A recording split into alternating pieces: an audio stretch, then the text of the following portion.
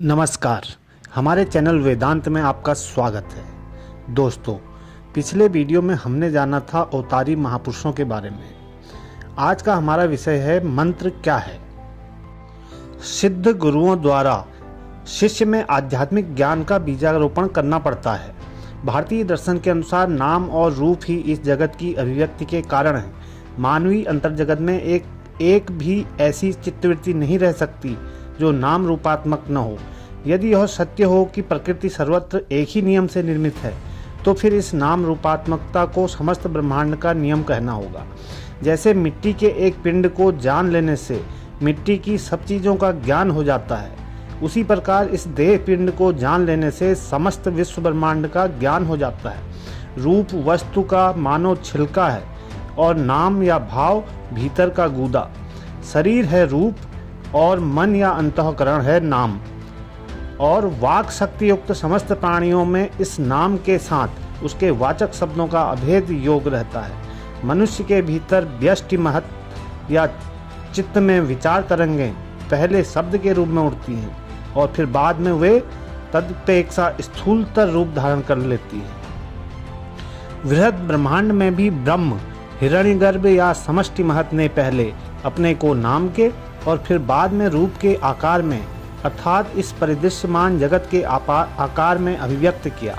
यह सारा अव्यक्त इंद्रिय ग्रहित जगत रूप है और इसके पीछे है अनंत व्यक्त स्फोट का अर्थ।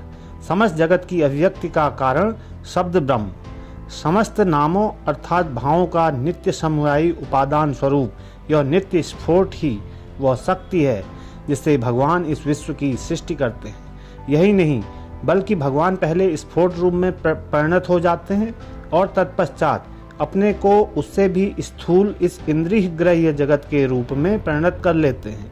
इस स्फोट का एकमात्र वाचक शब्द है ओम। और चूंकि हम किसी भी उपाय से शब्द को भाव से अलग नहीं कर सकते, इसलिए यह ओम भी इस नित्य स्फोट से नित्य संयुक्त है। अतएव समस्त विश्व की उत्पत्ति सारे नाम रूपों की जननी स्वरूप इस ओंकार रूप पवित्रतम शब्द से ही मानी जा सकती है। इस शब्द में यह शंका उत्पन्न हो सकती है कि यद्यपि शब्द और भाव में नित्य संबंध है, तथापि एक ही भाव के अनेक वाचक शब्द हो सकते हैं।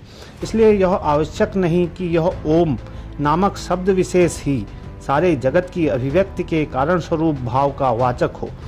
तो इस पर हमारा उत्तर यह है कि एकमेव यह ओम ही इस प्रकार सर्वभावव्यापी वाचक शब्द है, अन्य कोई भी उसके समान नहीं।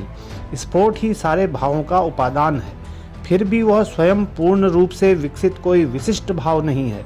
अर्थात यदि उन सब भेदों को जो एक भाव को दूसरे से अलग करते हैं निकाल दिया जाए, तो जो कुछ बचा रहता है वही स्फोट है। इसलिए इस स्फोट को नाद ब्रह्म कहते हैं।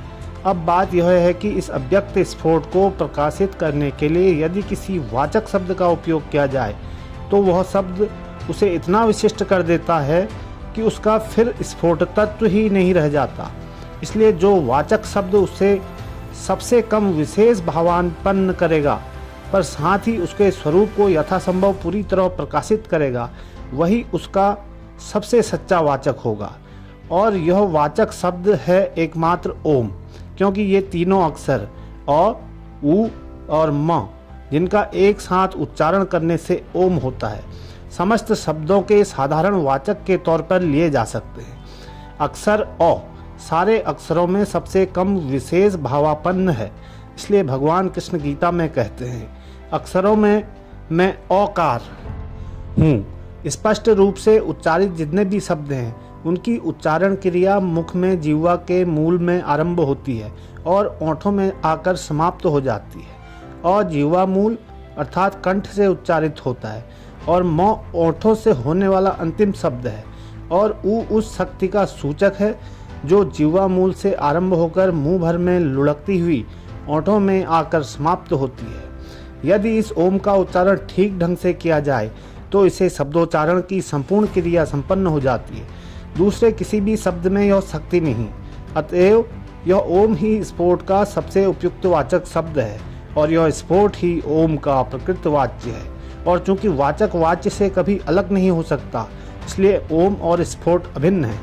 फिर यह स्फोट इस व्यक्त जगत का सूक्ष्मतम अंश होने के कारण ईश्वर के अत्यंत निकटवर्ती है तथा ईश्वरीय ज्ञान की प्रथम अभिव्यक्ति है।